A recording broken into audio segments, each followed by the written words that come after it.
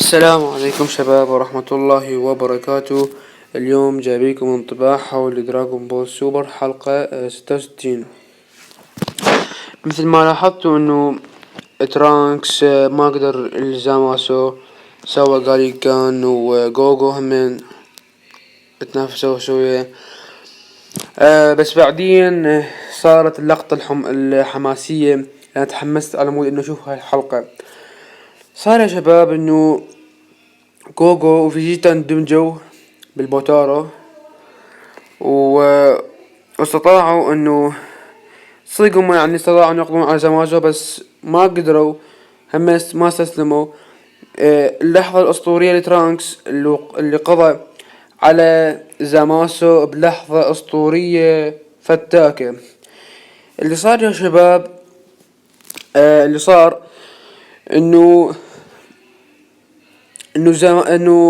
ترانكس قوته ومع قوة الكثير من الناس اللي هم استطاعوا ان يقضوا على زاماسو، وسيف القاه صار يعني قوي كلش.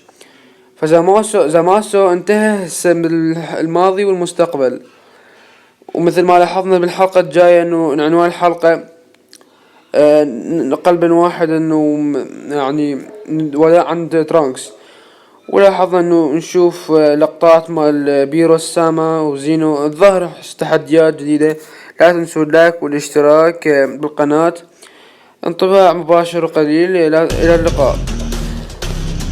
ボスオラゴクトランクスすげえ斬撃だったぞ。あのザマスが消し飛んじまって町も人もめちゃくちゃにされちまったけど、これでようやくトランクスの世界も平和を取り戻せんだ。